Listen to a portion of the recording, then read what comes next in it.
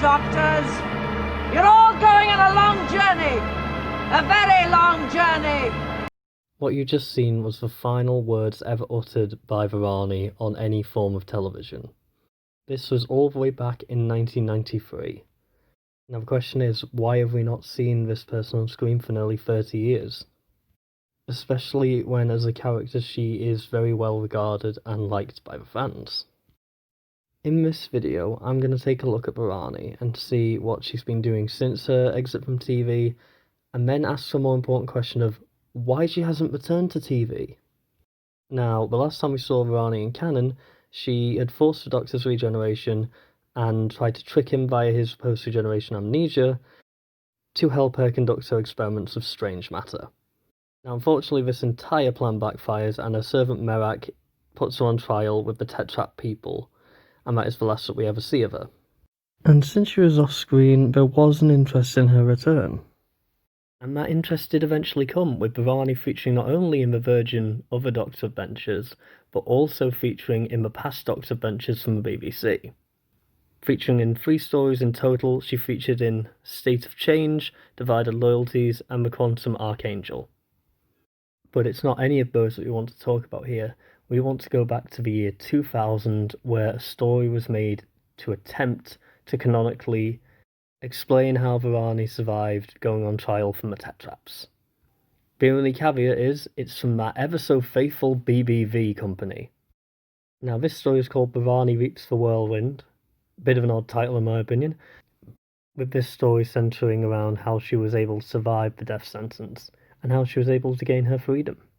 In that particular telling of the story, Rani was able to escape by promising to help sort out the food shortages on his planet. Tetraparibus? I'm so sorry if I butchered that. Essentially, she does not solve the food shortages, and she manages to escape by teaming up with a few other prisoners. Now, I must admit, outside of these novels and this unofficial audio story, Rani hasn't been done too much justice on or off screen, really, and has been largely forgotten by the wider higher-ups at BBC. And I think I know why, which leads me on to the more practical answer as to why Rani has not been back in Doctor Who. In 2012, Stephen Moffat gave an interview where he was quoted as saying this.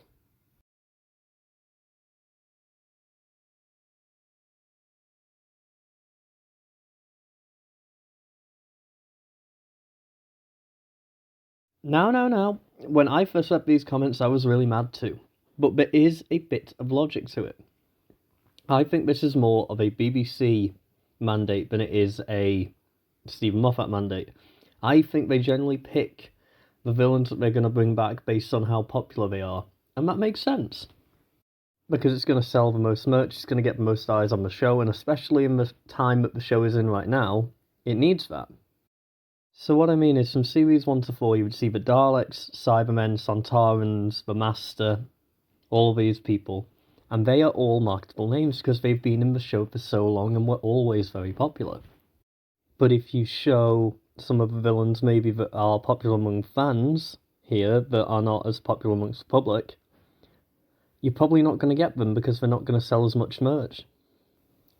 Again, I understand it completely, I'm just a little saddened by it because some of these villains would make fantastic stories. Can you imagine the current Doctor taking on someone like the meddling monk of a Celestial Toymaker? It would be incredible! Get the Yeti back in! But most importantly, I would suggest bringing back Rani. I think she would be incredible. But that's just an opinion, of course.